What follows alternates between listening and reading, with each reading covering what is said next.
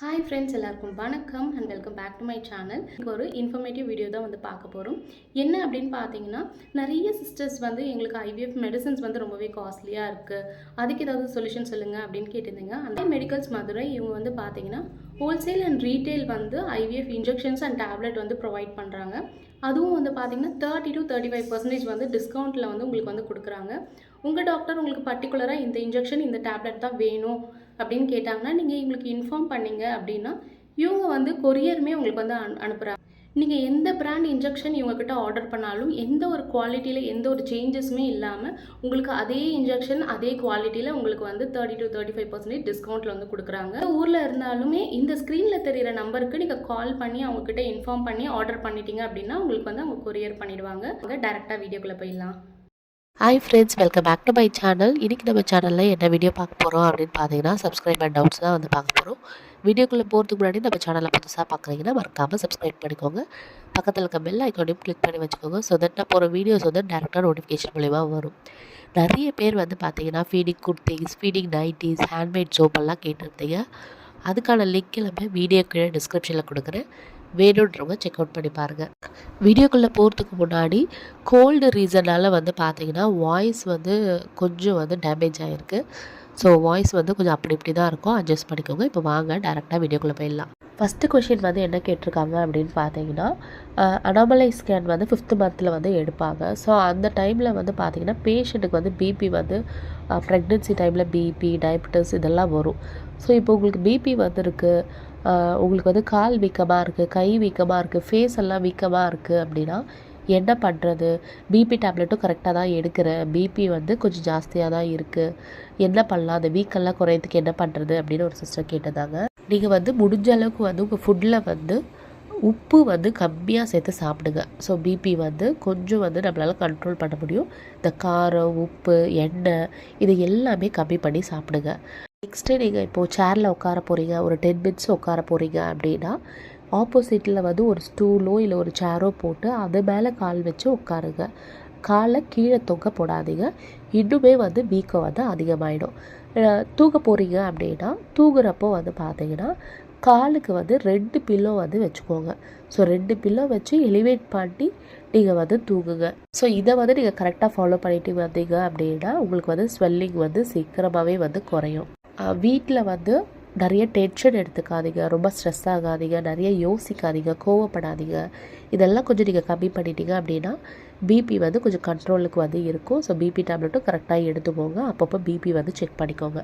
Second question என்ன கேட்டதாங்கன்னா, கம்ப்ளீட்டாக bed ரெஸ்ட்டில் தான் இருக்கணுமா ஆஃப்டர் ஐவிஎஃப் அப்படின்னு கேட்டதாங்க.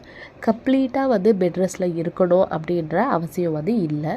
ஸோ இப்போ உங்களுக்கு இன்றைக்கி எம்ப்ரியோ ட்ரான்ஸ்ஃபர் பண்ணிட்டாங்க, வீட்டுக்கு வந்துட்டிங்கன்னா வீட்டுக்கு ரெஸ்ட் எடுங்க, படுத்துக்கோங்க.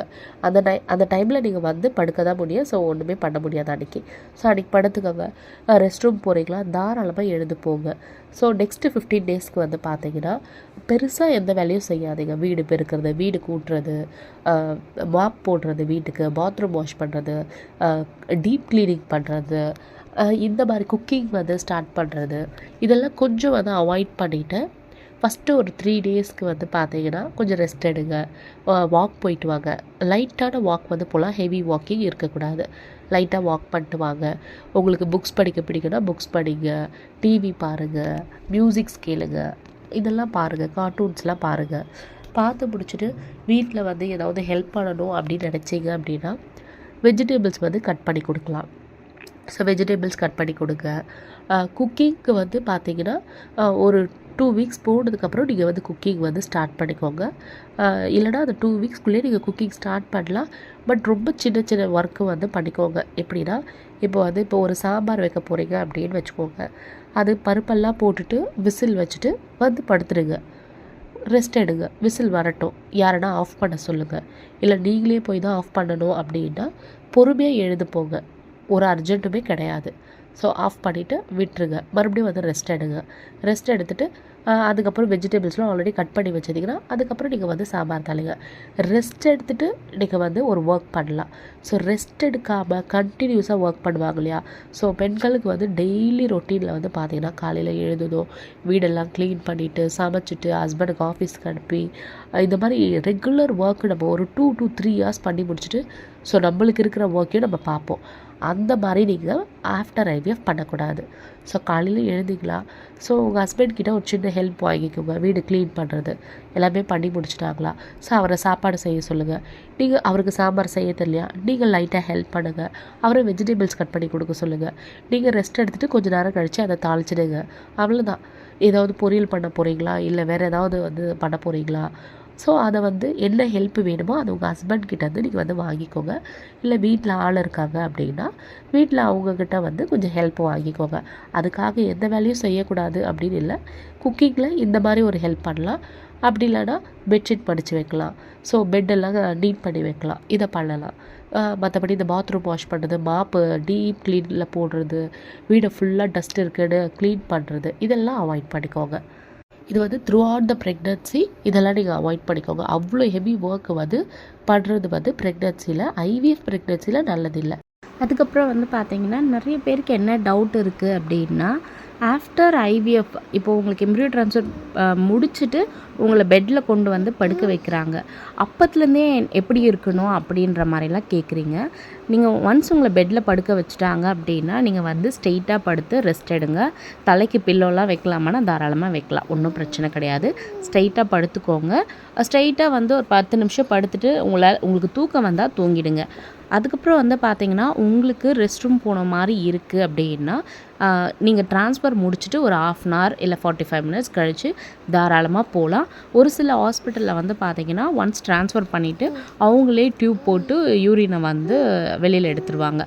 அப்படி இல்லை எனக்கு அந்த மாதிரிலாம் பண்ணலை அப்படின்னா உங்களுக்கு ஒரு 20 மினிட்ஸ்க்கு மேலே ட்ரான்ஸ்ஃபர் முடிச்சு எப்போ உங்களுக்கு யூரின் பாஸ் பண்ணணும்னு தோணுதோ அப்போ நீங்கள் போய் தாராளமாக பாஸ் பண்ணலாம். எம்ப்ரியோ ட்ரான்ஸ்ஃபர் முடித்த அன்னைக்கு என்ன சாப்பிட்லாம் அப்படின்ற மாதிரி கேட்குறீங்க. அன்னைக்கு நீங்கள் வந்து என்ன வேணால் சாப்பிட்லாம். ஒன்றும் ஹாஸ்பிட்டல்லே வந்து உங்களுக்கு ஃபுட்டு கொடுப்பாங்க. அப்படி இல்லை அப்படின்னா நீங்கள் வேறு வழியே இல்லை, வீட்டிலேருந்து எடுத்துகிட்டு போகிறீங்கன்னா நீங்கள் வீட்டிலேருந்து எடுத்துகிட்டு போன ஃபுட்டே சாப்பிட்லாம்.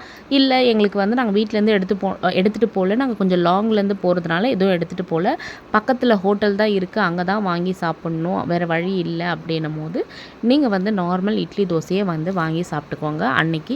ஸோ அன்றைக்கே உங்களுக்கு டிஸ்சார்ஜ் ஆயிடுச்சு அப்படின்னா நீங்கள் வீட்டில் போய் நார்மல் சாம்பார் சாதமும் இல்லை உங்களுக்கு அன்றைக்கி என்ன டின்னர் கொடுக்குறாங்களோ நீங்கள் அதை வந்து சாப்பிட்லாம். முடிஞ்ச அளவுக்கு அன்னிலேருந்தே வந்து பார்த்தீங்கன்னா காரம் கம்மியாக எடுத்துக்கோங்க. உப்பு, இந்த ஆயில் இதெல்லாம் அதிகமாக சேர்க்குறத முடிஞ்ச அளவுக்கு அவாய்ட் பண்ணிக்கோங்க. ஹோப் இந்த வீடியோ உங்களுக்கு யூஸ்ஃபுல்லாக இருக்கும்னு நினைக்கிறேன். இந்த வீடியோ யூஸ்ஃபுல்லாக இருந்துச்சுன்னா இந்த வீடியோ லைக் பண்ணிட்டு மறக்காமல் உங்கள் ஃப்ரெண்ட்ஸ் அண்ட் ஃபேமிலிக்கு இந்த வீடியோஸை ஷேர் பண்ணுங்கள். நம்ம சேனலை சப்ஸ்கிரைப் பண்ணாமல் இருந்தீங்கன்னா மறக்காமல் சப்ஸ்கிரைப் பண்ணிக்கோங்க. நிறைய பேர் டயட் சார்ட் வந்து கேட்குறீங்க. டயட் சார்ட் வந்து நம்ம இன்ஸ்டாகிராமில் தான் கொடுத்துட்ருக்கோம். இன்ஸ்டாகிராம் ஐடி வந்து வீடியோக்குள்ளே டிஸ்கிரிப்ஷனில் இருக்குது. வேணுன்றவங்க கண்டிப்பாக டிஎம் பண்ணுங்கள். உங்களுக்கு என்ன மாதிரி டயட் வேணாலும் நம்ம வந்து ரெடி பண்ணி கொடுக்குறோம். அது ஐவிஎஃப் டயட்டாக இருக்கட்டும், பிசிஓடி, பிசிஓஎஸ், வெயிட் லாஸுக்கு எல்லாத்துக்குமே நம்ம வந்து டயட் கொடுத்துட்ருக்கோம். இதே மாதிரி உங்களை நெக்ஸ்ட் வீடியோவில் பார்க்குறேன். தேங்க்ஸ் ஃபார் வாட்சிங்.